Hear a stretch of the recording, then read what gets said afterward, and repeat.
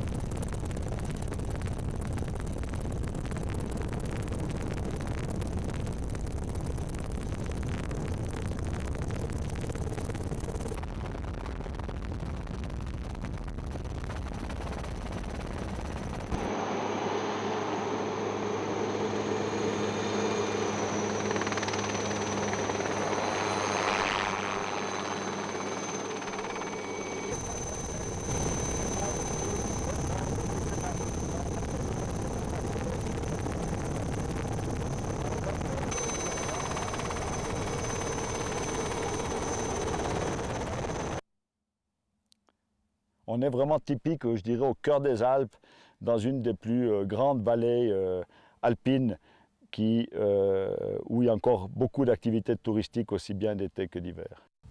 Alors la situation, on le voit très bien, ce sont des matériaux qui sont accumulés là depuis maintenant quelques milliers d'années, voire surtout depuis, je dirais, le dernier siècle. Et ces matériaux proviennent de la dégradation de la falaise qu'on voit au-dessus. Et surtout, leur ciment était dû au froid, à l'eau, beaucoup d'eau qu'ils contiennent, qui a gelé et qui a bloqué ces matériaux.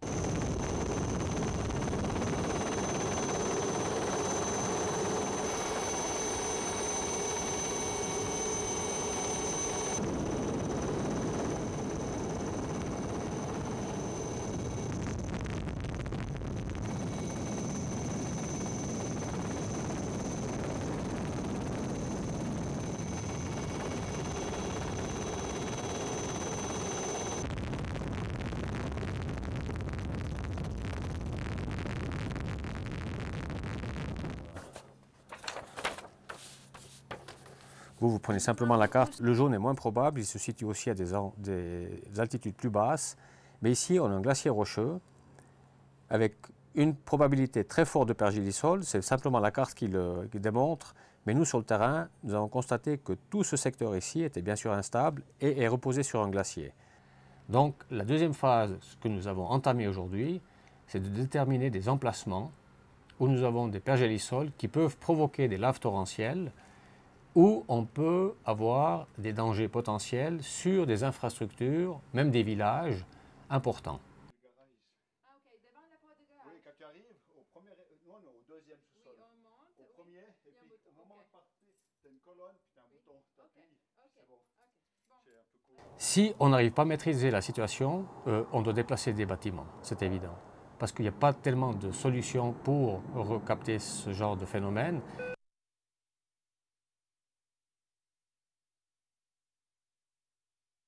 Je dis toujours que c'est un phénomène qui s'accentue maintenant parce qu'on le suit beaucoup plus. On a bien sûr un réchauffement qu'on sent aussi nous-mêmes, mais il n'y a pas d'alarme à donner. Je pense que là, il y a des gens qui donnent des fausses alarmes qui ne sont pas du tout de la mentalité alpine qui sait vivre dans sa géographie.